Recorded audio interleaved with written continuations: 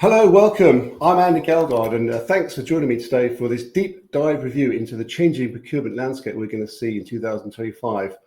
So over the next hour, we're going to discuss how it impacts everyone in our sector, what to look out for, and how to get ready for it. So please use this opportunity to ask loads of questions.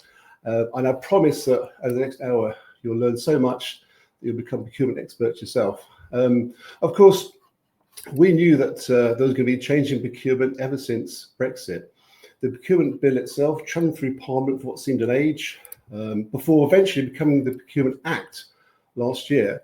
It was meant to come into force in October last year, but we had our breath and it didn't. It was in fact delayed to allow the government to update the National Procurement Policy Statement. So now it is set to go live next February the 24th. That will be D-Day. So what is it going to change? Is it going to change everything, or is it be business as usual? Well, to answer that, I'm joined by Ciara Kennedy-Loest from Hogan Lovells. Thank you very much. Now, you are what you'd call a proper procurement expert. You've been involved in the procurement business for over 30 years, started out in procurement at the European Commission, and now works at leading law firm Hogan Lovells, where, of course, you split your time between London and Brussels, although today I know you're in London. In addition to helping to run some of the biggest and most complex procurements out there, you also regularly litigate in some of the biggest procurement cases that arrive at both EU and UK courts. So it's fantastic that you can join us today. I'm going to learn so much myself, and thank you very much. Oh, thank you for a very kind introduction. No, and so, for the benefit of our audience, we've got a really good cross-section of people from across the built environment. We've got local authorities, we've got frameworks, we've obviously got people from Wilmot Dixon. Just to dial it back a little then, to start off, at a big picture level, what were the main aims behind the legislation? Yeah, well, it's a very good place to start. I think there were kind of several pretty high-level aims of the legislation. The first thing the government wanted to do was to simplify it. I think it'll probably come no surprise to anybody if I say I don't think they've quite achieved that goal. If you need 50 guidance notes, a 600-page explanatory memorandum, you've got to go back and forth between the Act and the regulations to find something. There'll be more regulations in the future. So I don't think that the aim of simplification has necessarily been achieved through the legislation. But other things they wanted to do was introduce greater flexibility and greater freedoms. And yet I think to some extent they have done that, and the legislation is good in that respect. I think a lot of the things that they're suggesting can be done in the competitive flexible procedure, which will probably be the main procedure going forward.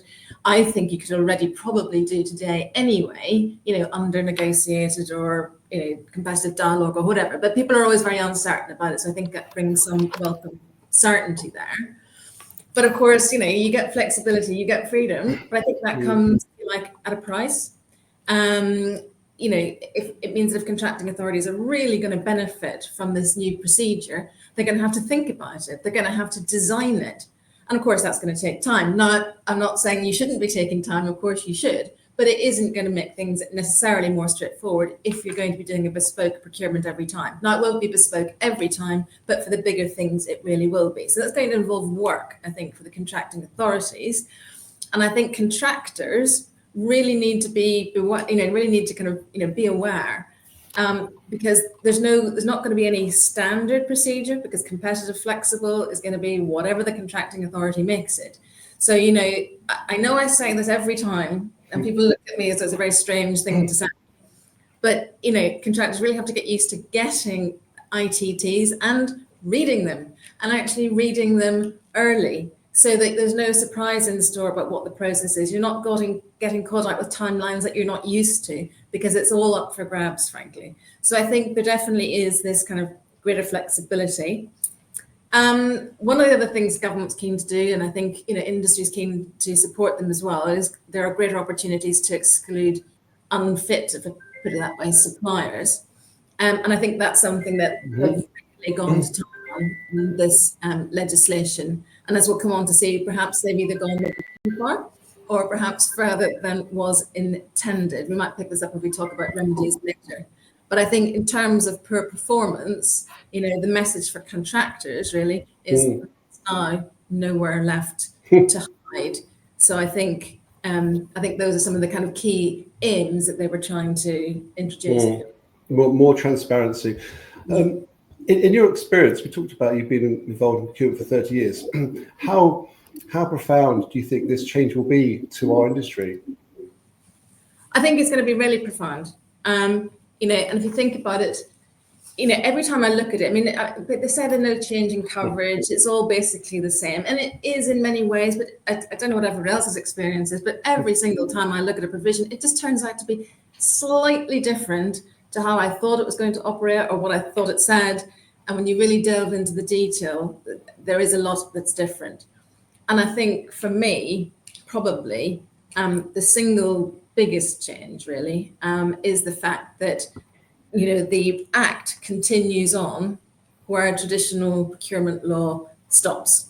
So at present, as you know, once a contract is awarded and maybe a contract award notice is published, that's the end of it.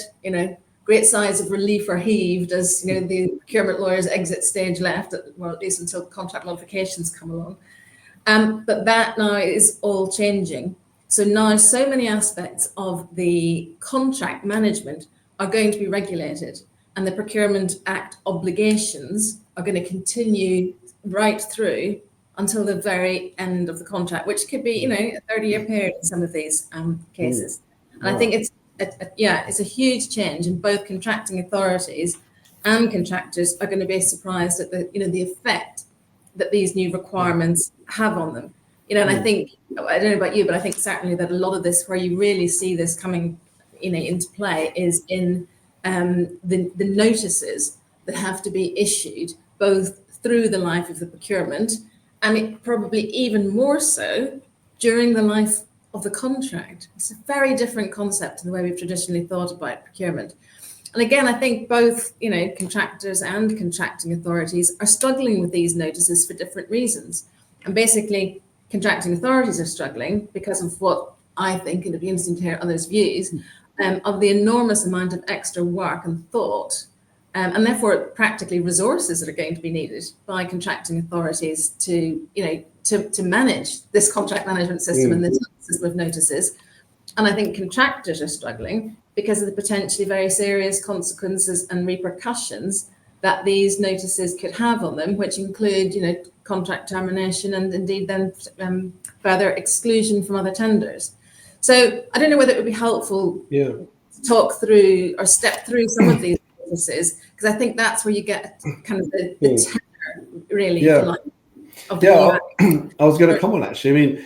In a nutshell, so what are we seeing in terms of what's in and what's out of the new rules? Yeah, well, I'll come back to the notices in a moment, but in terms of what's in and out, what we're seeing out is the kind of express principles, that we have of, equal treatment, non-discrimination, transparency, it's proportionality. And these have kind of been replaced in a way by the procurement objectives, which are, as we know, delivering value for money, maximising public benefit, sharing information to allow suppliers and others to understand contracting authority policy and procedures, and of course then acting and being seen to act with integrity. We have still kind of got the equal treatment thing in that, suppliers must be treated the same unless, differential treatment can be justified. So I think all of those all of the concepts, I think, for example, this requirement to act and be seen to act with integrity, you have to be pretty transparent to act with integrity. So I think a lot of the concepts that we had in the past will be able to kind of be shoehorned in under some of this. Something that's in is going to be this new obligation to have regard. Although you can't be challenged about it, contracting authorities, that's the good news, or at least you can't be challenged under the Act. Query whether you could be challenged by way of judicial review, but you have to have regard to the National Procurement Policy Statement that you were referencing earlier, Andy. We saw from the survey that, it's again focusing on issues such as value for money, social value, collaboration, innovation. And there's always been a lot of debate, I think, about whether it's appropriate to use procurement to promote these kind of wider societal goals. But I think the Act is very clearly kind of set its stall out here and is very much going to go for that. And I think one other new kind of theme, if you like, that goes throughout the Act, again, good news for contracting authorities, perhaps, is the features a kind of softening of language and a softening of absolute requirements. So contracting authorities have to consider that somebody's not performing well or whatever. There's a lot of what the contracting authority considers. So does that mean it's a different standard of review, that they can't be challenged unless they're actually acting, irrationally? So I think those are some of the kind of the high level ideas. And then, as I say, in terms of these notices, would it be helpful to kind of talk through some of those? We've got ones that you'd obviously kind of recognise. The first one, well, it's a new one, but it's a pipeline notice, and quite simply, that means that if contracting authorities are going to spend more than 100 million in any given year, then they've got to, publish details of all contracts over 2 million that are coming up. So, it's just a kind of transparency thing. It kind of does what it says in the tin. It just alerts the market at an early stage to literally what's coming down the line, kind of thing.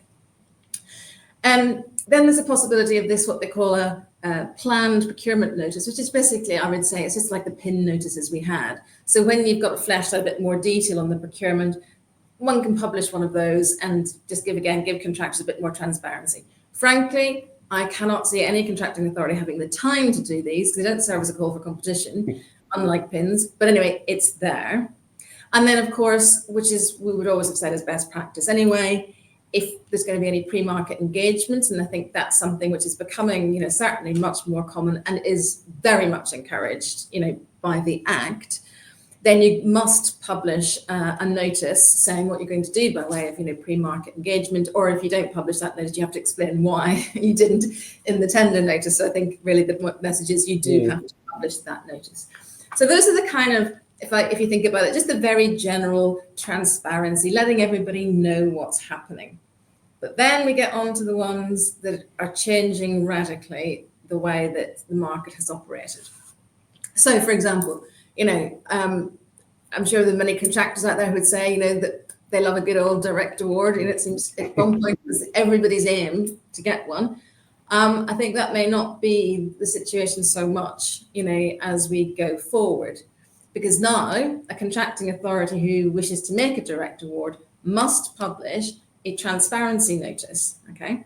And that's got to set out the grounds. So what ground are you relying on for direct award? Is it urgency or whatever? And why is that justified? So you've got to go and tell the whole world that you're about to make a direct award. But that's not all. Not only do you have to publish a transparency notice, then they're going to have to publish a contract award notice, observe a mandatory standstill, and then publish a contract details notice, which I'll come on to talk about in a moment, as well as a host of other notices potentially. So the days of direct awards being these rather secret affairs that are well and truly over. And I say it's not even a case that you publish a transparency notice and hope that nobody sees it. There's a whole ongoing then obligation throughout the life of that directly awarded contract. So I think that's something that might catch people. Well, just out of interest, why do you think they've done that? Because obviously direct awards have worked well and they do work well. So there must be a reason why they've done that. It really is this transparency agenda, and what government has said, and the guidance very clearly says is, if you follow this notice system, you basically have transparency by default. That's what they're aiming at. So a direct award, no problem, make your direct award. But again, we want to see it. We want to see how that contract's operating. We want to see how that contract's managed. So we're not saying you can't do the direct award. It's you can't do the dodgy direct awards that you might have done. Yeah, there's more hurdles to go through, isn't there? There are. It really is a kind of, and I think that's a very good way of putting it for everything that's in this Act. It's just there are so many hurdles that have to be jumped over. So that's where you're not going to advertise. But then if you do advertise, then you've got to publish, a tender notice, which is pretty similar to what you do today. And then there's kind of blessed peace, if you like, until the contract's about to be awarded. And that's where these assessment summaries must be produced. Now, assessment summaries are what, in old money, we would have called the Alcatel letter. And it might be just worth pausing on that assessment summary for a moment. Because Because the idea is that government has created these templates, and basically the idea is when you're carrying out the evaluation, you basically fill in these assessment templates, and then those become what is handed over to bidders. So you basically get the whole evaluation. And the idea is that this will again make life easier for contracting authorities because they only have to do this template and then hand it over.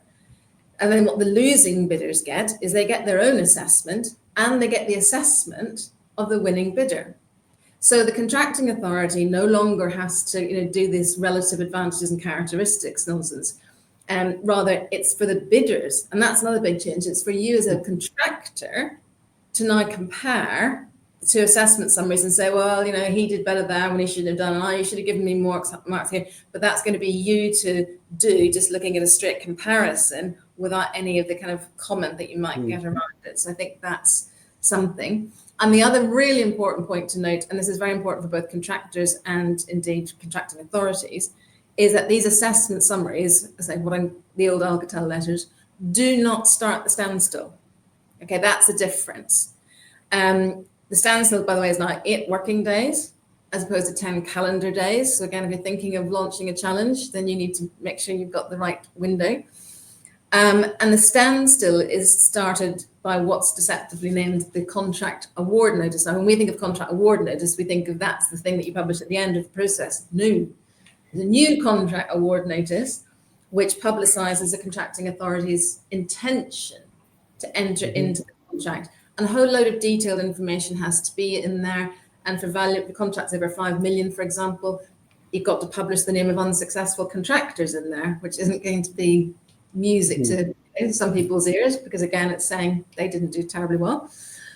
And then once the contract is awarded, a contract details notice has to be published.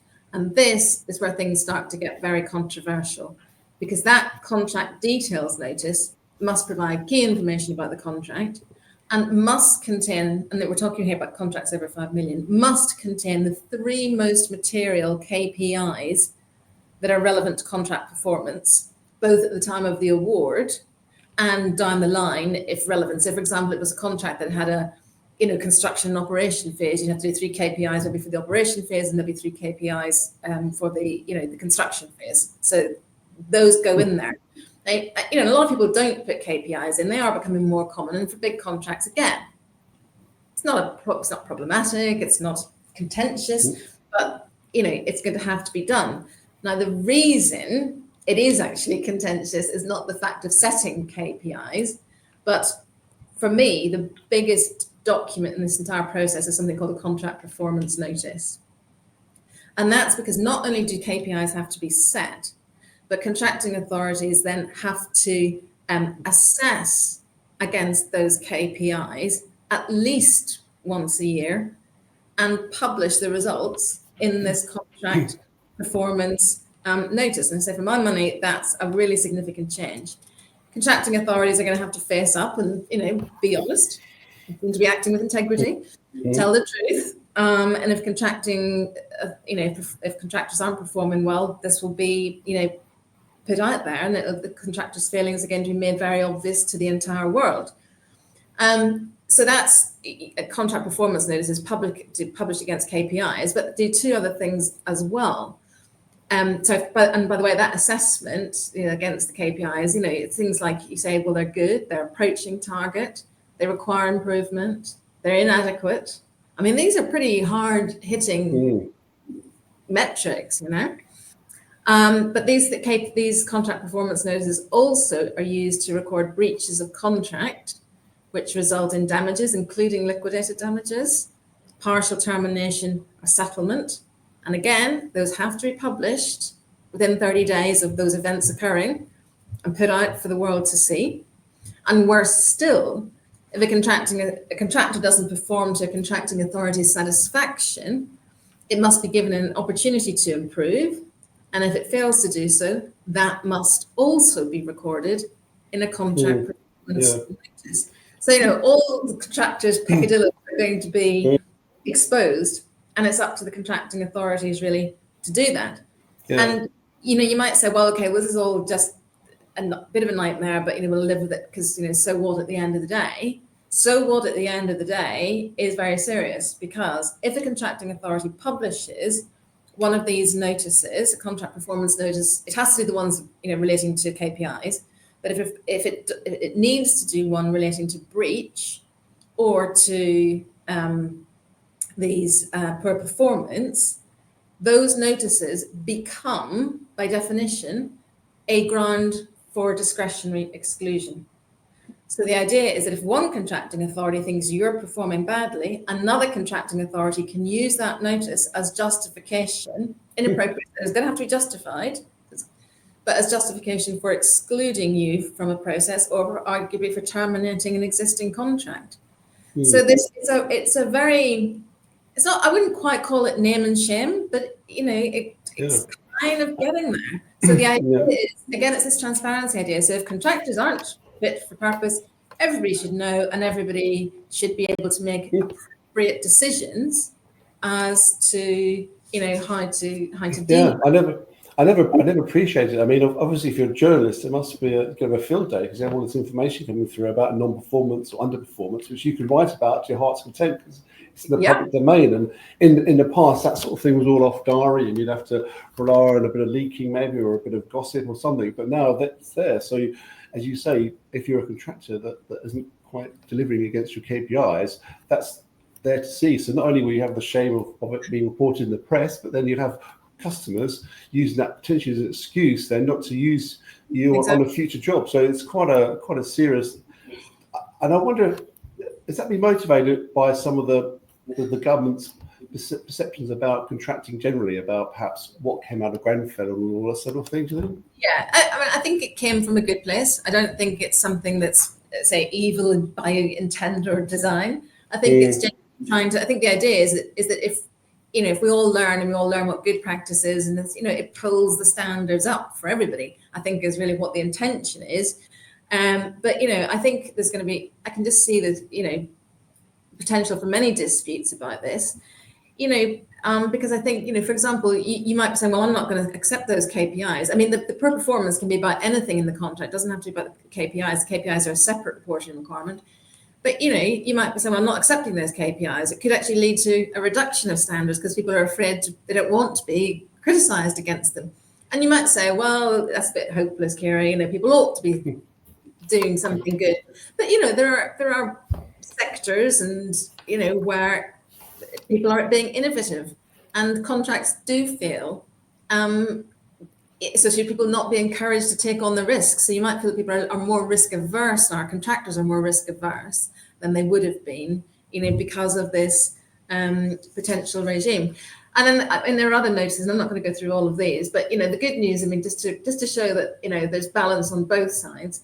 There's this thing called payments compliance notice, which the contracting authorities are going to have to publish, which name and shame contracting authorities, which don't pay suppliers promptly. So now they're going to have to put out notices which say, what percentage of invoices they paid within the first 30 days, what percentage they paid within 60 days, what percentage they didn't pay at all within the relevant reporting period, and that's got to be signed off by a finance director or equivalent at the authority.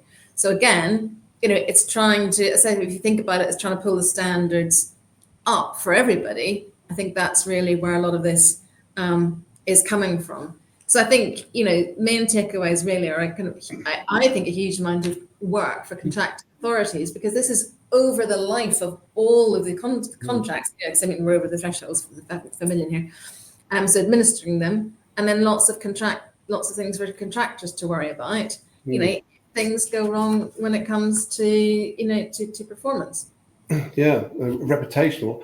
That's quite an interesting segue, because from what I understand, there's going to have to be a lot of upskilling, particularly with contracting authorities. You're going to have to have new people to make sure you monitor, administer, and carry out your field duty under the Procurement Act. What practical perspective should contracting authorities and bidders be thinking about now in order to get ready for the Act when it does go live next February? Read the detail of those wretched notices is what I can say, because honestly, there is so much contained in there that's nothing to do with what you think of as being procurement. But I think, there's a number of things. I think for contracting authorities, we have got this competitive flexible procedure now. How are you going to use it? Need to give some thought now to the kinds of processes that you might envisage using that might become your standard processes. But, it's not going to occur to you on day one. Okay, well, you need to be thinking now about how to take advantage of the new freedoms. Another thing that's just people need to be aware of and just have in mind as to how they're going to do it. A lot of contracting authorities do it anyway, but there is now a requirement to have these around conflicts of interest. So people have to carry out conflict assessments, and these have to be done at the very beginning of the procedure, and they have to be updated, throughout the procedure. So that, again, this is an ongoing obligation, throughout the life of the contract and everything. This idea about conflicts, again, to kind of stamp out corruption and all the rest of it. Now, the government commercial function has published, I think it's 2 templates, one which is a kind of declaration of conflict of interest. So it sets out some examples. I think it's not as detailed as it might be, and I think you could certainly improve on it, but there's, to say, so that people know whether they may be in a situation of conflict, they've got to make a declaration. And then separately, they've published a template, which says how you do your actual assessment. So, identifying what you found, how you've mitigated it, why this is sufficient, all the rest of it. So again, just being aware that those kinds of documents are out there, being familiar with them, getting the processes in place. I think that's for contracting authorities. And then again, we touched on those assessment summaries. Look at the detail of that. How are you going to go about that? That should be a kind of standard process that's implemented across everything. And again, making sure that the teams are aware, they've been trained, they know what they're doing, that you've got a template, etc. Bidders, as I said, you just got to read the ITT in incredible detail. Every procurement could be different, so don't get caught out. You might need to think about your attitude towards risk. Will you accept these KPIs if it's a different sector, because of the potential for them to result in contract termination and indeed contract exclusion? And I think so practically, there's a lot for both sides really to be thinking about and now. And I do think that the potential for litigation is literally around every single corner. When you think about all of this and the potential consequences and the seriousness of the consequences, it's worth having a bit of discussion about. But as I hope it doesn't serve to lower the standard of contracting. And of course, to your point, I think contractors are going to have a strategy, aren't they? Either they're going to say, well, hang on, you published a notice about me, but my competitor did something just as bad. He didn't publish one about him. Why are you not doing that? And I think it's not an option for contracting authorities to say, look, we'll just say that everybody's kind of fine. It's fine. Everyone's kind of okay. That's not going to be an option, because I think people will be held to account. And I think there is an interesting question about the extent to which these duties that are these kind of publication things, but all the things that come out of them about having to say, well, you're going to need to think about your contracts, because if someone's performing poorly, you've got to give them time. So what are you going to put? Are you going to design a process that you put into your contract saying, if there is poor performance, this is going to be our process. We're going to write to you. We're going to tell you. We're going to give you X amount of time. We're going to do, all the things, rectification plans, all the rest of it. You really need to think about how those are going to operate in practice. And then say day one, if you like, is too late. And the other reason day one is too late is that so many things, if you want to avail yourself of new flexibilities, have to go into the tender notice. So if you want, we can come on, if we're talking about modifications, we can on talk about this thing about known risks or known unknowns, and you have to mention that possibility in the tender documents. If you want to refine award criteria and use that, avail yourself of that flexibility, has to be put into that contract notice. So where we would all tender notice, so whereas, I would always have said that, in good old days, the OG notice, that was, again, one of the most important documents. I think now the tender notice is going to be incredibly important, because there's so many things you will discover throughout the process that you want to do, and the legislation says you can do, but it says you can only do them if you made reference to them back in the original notice. Oh. So it's that thinking ahead and getting prepared now for what you might want to do down the line, not getting down the line and thinking, oh, that sounds a really good idea. Why don't I change my award criteria? Oh, I didn't say I was going to. Yeah, so you really got to get that set and trained at the start, not expect to be able to change it or change the goalposts, I guess, is probably the analogy, isn't it? You have to be going into fair and honest and know exactly where you're going to stand.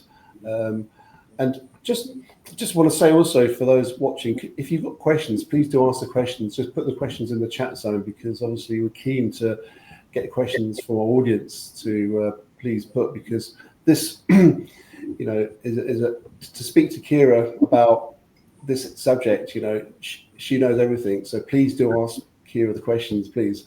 But I think that's a really depressing thing, having done the old law for 30 years, to do the new law now. Just a lot of the work we do is with our framework partners, and obviously, as you know, frameworks have grown exponentially over many years. What do you think this will mean for framework partners? Is this an opportunity or a threat?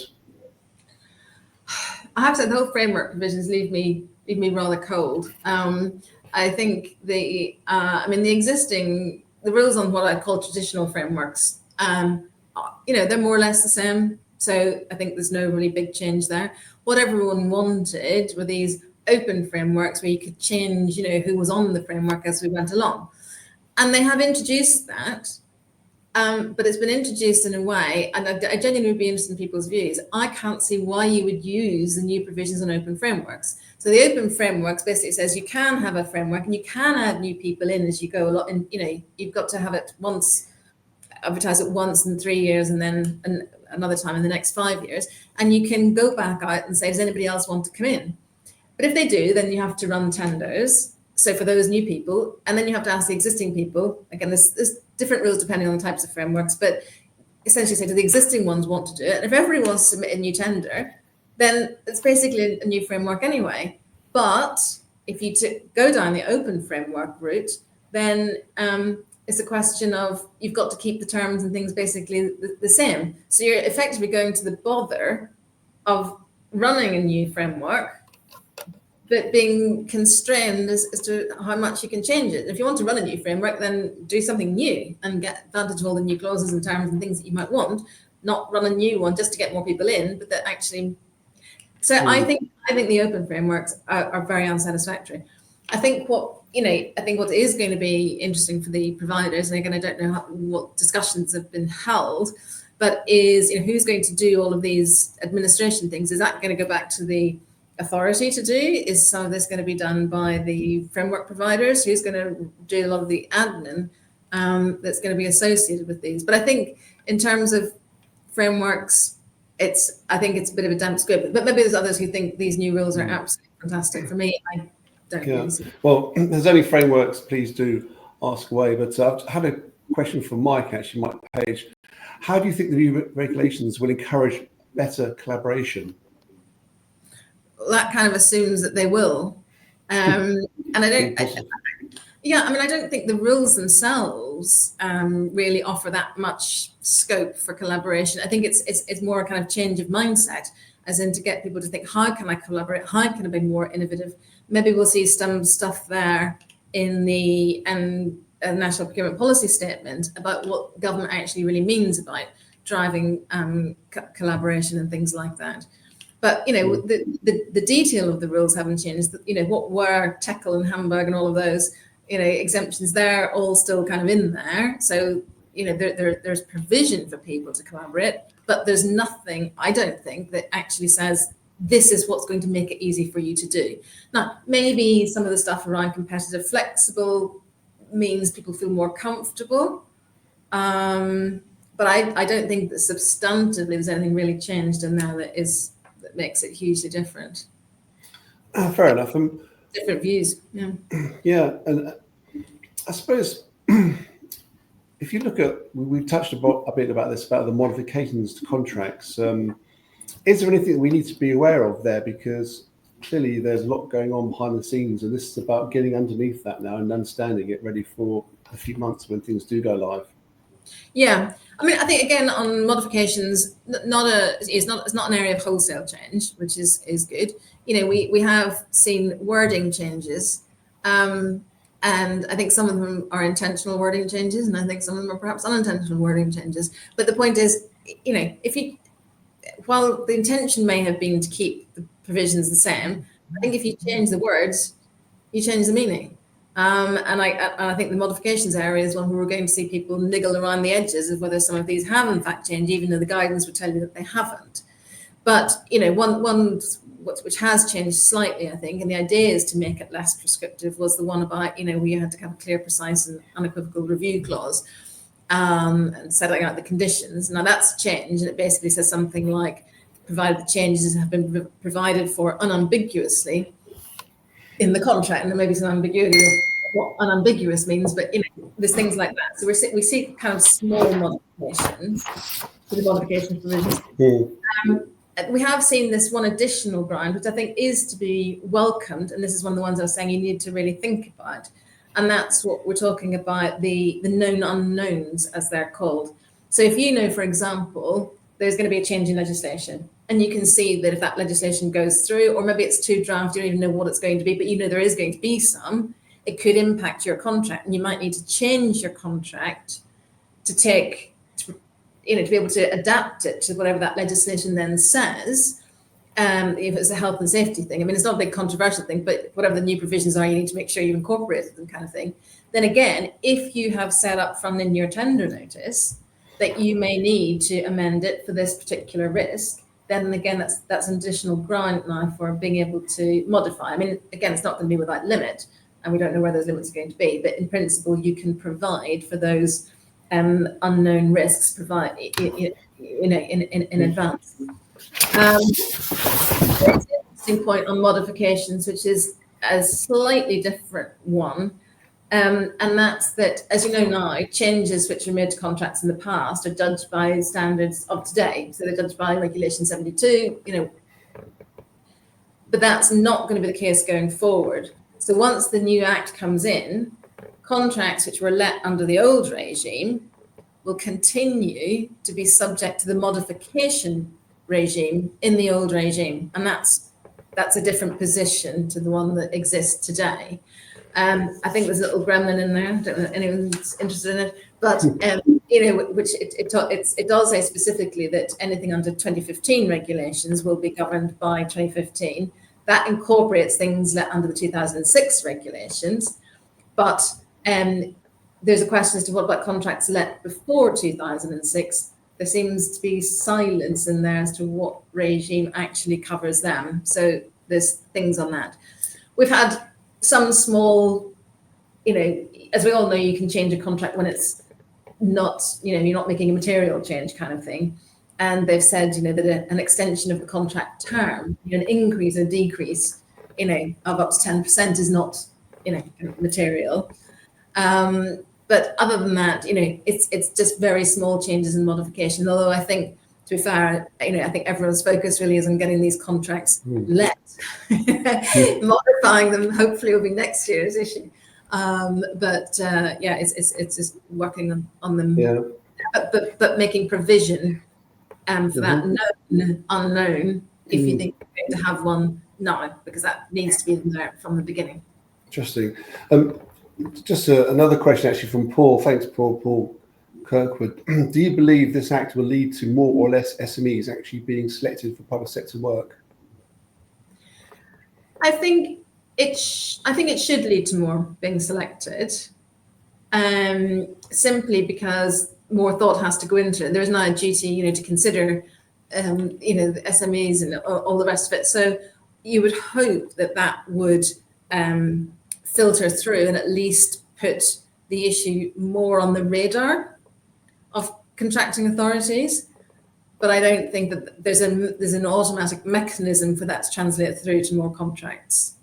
So I think that it's moving in the right direction, but it doesn't actually go so far as to reserve a proportion of contracts. I'm not saying that is appropriate, but it doesn't do anything like that. And actually, funny, I've just been having conversations the past few days with people who, when you're looking at things like carbon reduction, whether they're SMEs or small companies or overseas companies or whatever, and trying to deal with all of these other things that are generally good, I think actually some of those, what I was calling earlier, the more societal goals that people are trying to promote through procurement, I think that actually works against some of the SMEs in terms of making them be able to actually participate in these contracts. Because because it's just too onerous with all the myriad of requirements that are put in there. So I think it does, it does, and it's unfair to say it's lip service. It's more than lip service. It does, give credence to the idea that this is a valuable sector, should be considered and should actively try and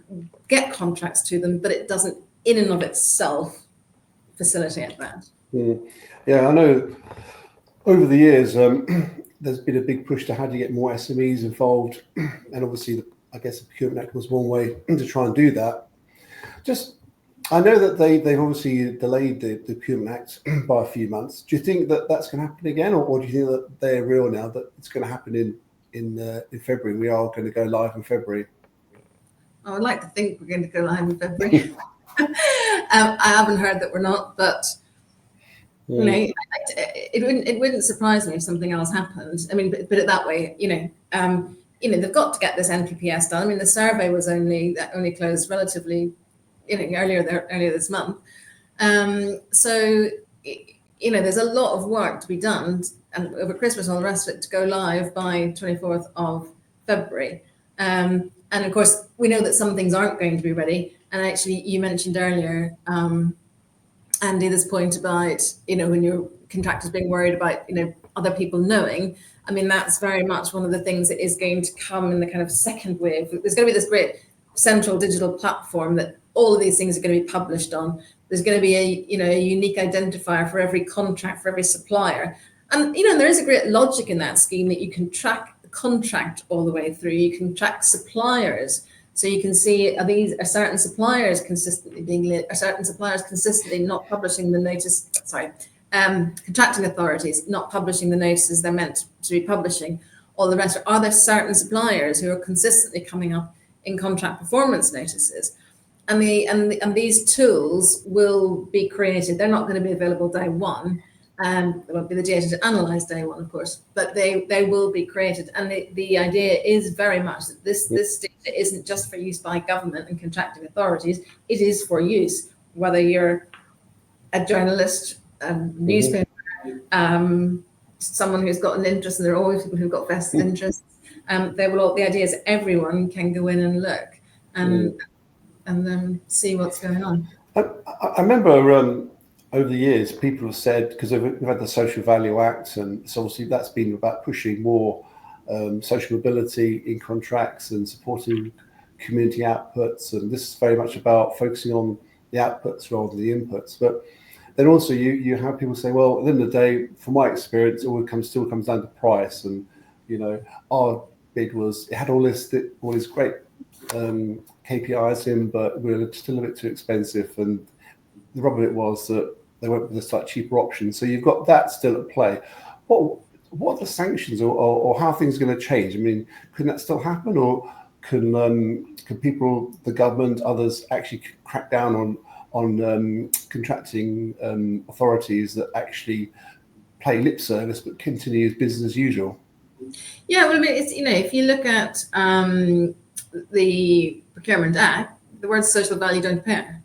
I mean, it's not in there as not where it's going to be. Obviously, it's going to be in the National Procurement Policy Statement, and I think that's very deliberate because I was going to say I have a problem with social value. I don't have a problem with social value. Social value is a wonderful thing, but I do struggle to see somehow. I think there's a real tension between encouraging social value and carrying out procurement, not least because of the kind of local effects that are always in there, and that if you're doing a procurement that's anyway big and you've got international contractors of any dimension, it's so difficult to do anything that isn't actually discriminatory.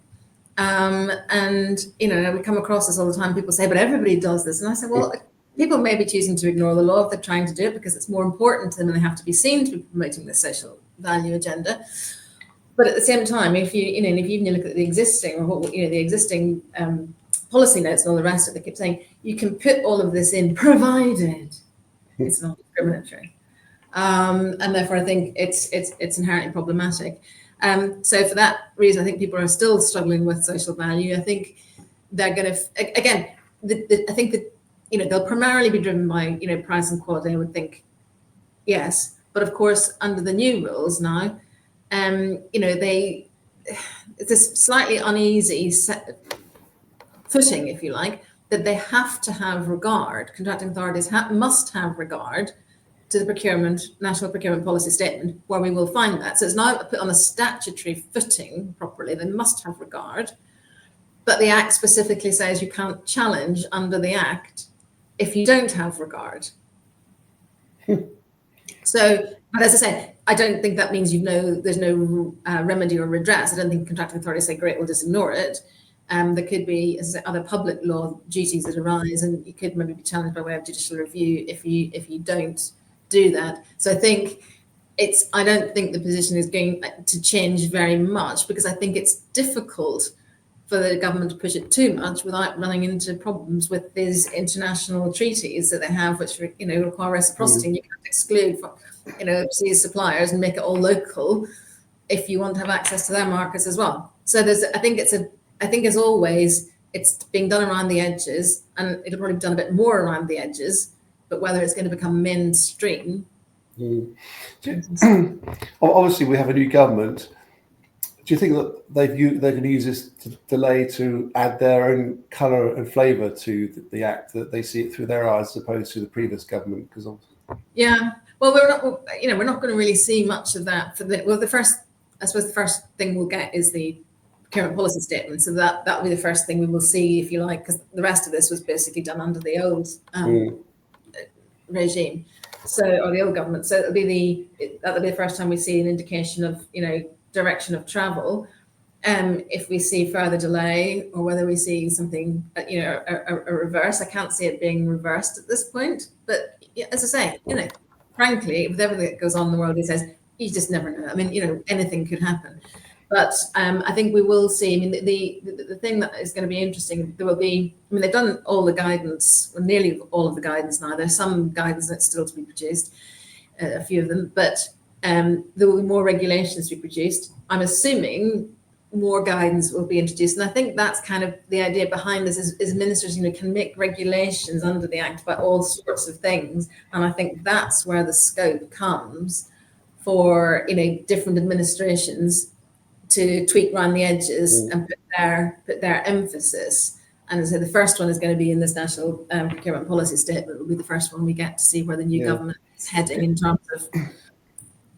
Do you think that's going to come out in the new year? I think give an indication when that's going to appear, so we can scrutinise it. Well, I mean, if you have to have regard to it in the procurement going live on the 24th of February, one would hope that it would be out sooner rather than later. But I wouldn't be too optimistic that we're going to get it terribly early. But maybe if there's anybody who knows and has, I just don't have the information on that. If anybody does know, please put it in the chat. Give us the latest. I'll just say we went to the last 10 or so minutes. If anyone's got any final thoughts or comments or opinions, that'd be great to hear, because it's great to have a sort of like a two-way, three-way, four-way dialogue. And but as we sort of enter that last stretch, in terms of takeaways and what people can walk away from this webinar, ringing in their ears, thinking that this is what they must do, this is their priority. First of all, if you're a contracting authority, what would be your key takeaways that they should be on now to ensure that they're ready for the 24th of February? Yeah, it's really training, making sure you're familiar with the requirements of everything that has to go for. The main thing really to focus on at the moment, I think, is probably the tender notice, conflicts assessments, all the things that happen right at the beginning of the process. Making sure you're familiar with what you can now do under competitive, flexible, deciding how you're going to do that, and setting. There are new requirements.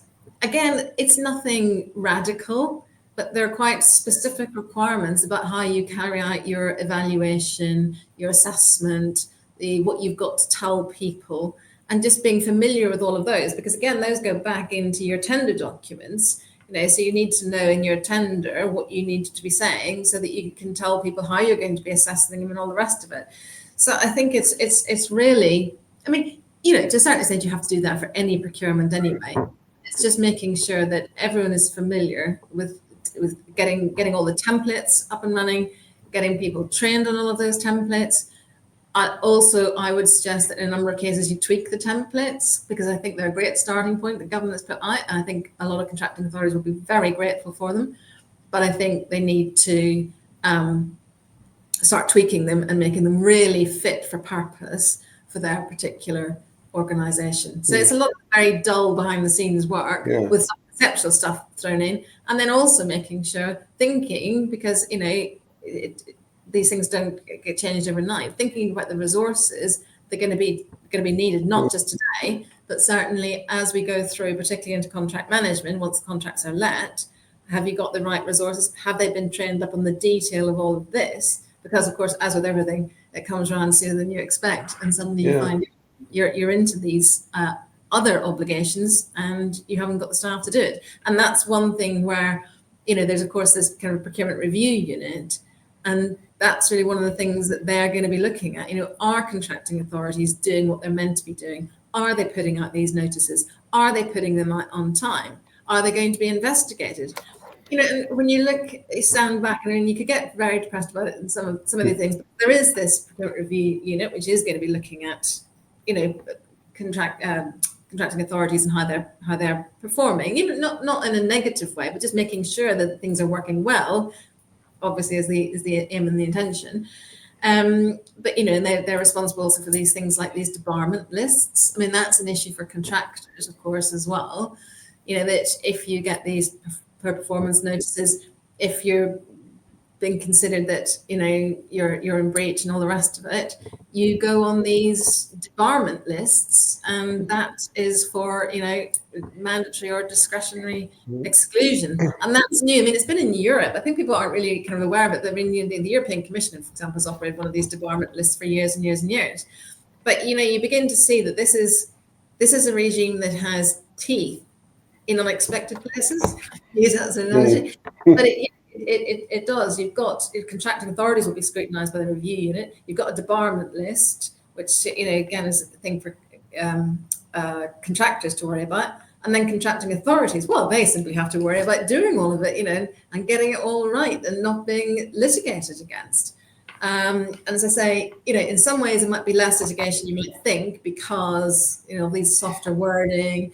On the other hand, I think there's going to be more, because there's a lot of these concepts that no one really, I think, thought all the way through in terms of how you're going to enforce even what the contracting authority does during the contract stage, not during what we would the tender phase of the process.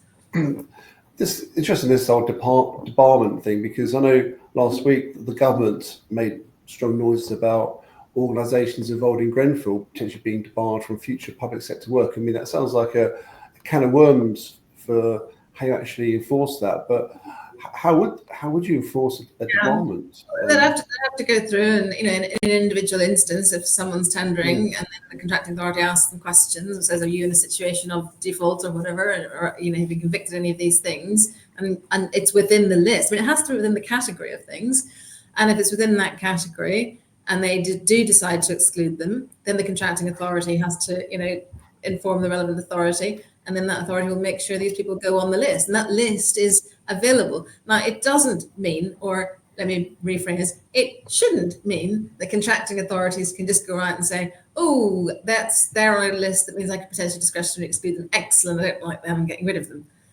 Still not allowed to do that. They would still have to have the words proportionate and all the rest of it aren't in the Act anymore. But I think we're going to start seeing more public law concepts coming in about rationality and things. So they would authorities would still have to have, a good reason for excluding somebody. And I don't think it's a government to say, unless it's a mandatory exclusion thing that is very clear that for a number of years. But otherwise, I don't think it's really for government to say that, these people will all be excluded. That's not really how it works. It's on a case-by-case basis, and it does have to be justified when those decisions to exclude are taken. Yeah. And just another quick question from Paul, actually. I know in the past, planning has always been a bit of a bugbear. It's not quick enough, and it can be seen as a logjam to new developments. I mean, do you think that the Act will help expedite planning, and the government will link this to really affect change? I don't know. I know someone did say something about planning, and I don't know what it is. So I'm sorry. That's not, it's just something I can't really comment on. I don't know. I don't. That's think, okay. I don't know. Just I guess one sort of final reflection as we sort of wind down, because I appreciate it's almost 12 o'clock, and thanks everyone for tuning in, and also thanks Ciara for your wise words and insight. If you're a contractor like Wilmot Dixon, what should we be doing between? I mean, obviously we're doing things anyway now between now and February, but what's a little checklist do you think that we need to be on it, so to make sure that come the 24th of February we hit the ground running? Well, I mean, very basic things like, knowing where the digital platform is, knowing what notices you should be expecting to see, like the pipeline notices, these, planned procurement notices, so that you are getting the benefit of this transparency, because that's what it's meant to be about, so that you can plan more effectively. And I think then also, I mean, there are, you will know what big procurements you think are coming up that you're going to be interested in. I think you should be talking to the contracting authorities. What are you planning on doing? How are you planning on doing it? If you're not thinking, for example, of having a bidder day, do you not think that might be a good idea, given that this is all new and all the rest of it? How are you going to organize yourselves? So I think it's a kind of, an education process, kind of both ways. And then just being aware of kind of what your rights are, and then where the pitfall areas are for you. Things like around these KPIs, things around, contract termination provisions, against their implied termination provisions now, and you can't put in other things that might impact or might restrict the ability to terminate. And so, for example, that, it's being suggested could impact on voluntary, on the kind of termination provisions, which people put in as to who pays for what on termination. That might restrict the ability or the effectiveness of some of termination provisions. So I think there's a huge amount of detail in there. It's not an easy read, but the guidance, sitting down and reading the Act is a thankless task.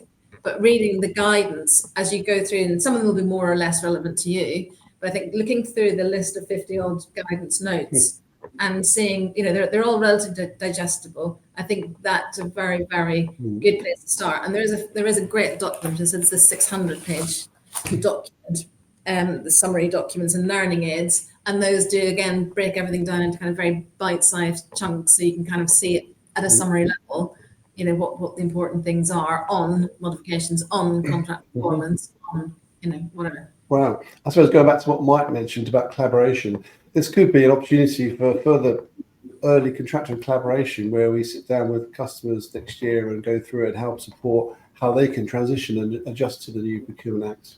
Yeah, because they should also be saying, what are you concerned about? What is in here that you're not liking, or what are you worried about? So we can build that in and say, if we were to do this, you might say, well, that's totally, we're not going to build a prototype, that's just too costly. No, but we'll come and give you a presentation of something. We'll do how it might work and mock it up. There just needs to be active discussion as to how this can be made to work for everybody. Well, look, on that very positive note of active, positive dialogue, early contractor engagement, thank you very much. That was really interesting, actually. I think for me, the Procurement Act it seems like one of these impenetrable mass monuments which you have to try and get into, and it's quite technical and it's quite detailed. But just to have the benefit of hearing you today has been really interesting, and it's sparked some really interesting areas for me to look at. And Ciara, I really appreciate that. So I want to thank you very much for taking the time to spend with us and to give us the benefit of your insights and knowledge, and we really appreciate it. And let's see where we are a year from now. That's it. We'll do another version a year from now and see where we are exactly. So on behalf of Wilmot Dixon and everyone on the team, thank you everyone for joining us today, and I look forward to seeing you next time. So thank you very much. Okay, you're very welcome. Bye now.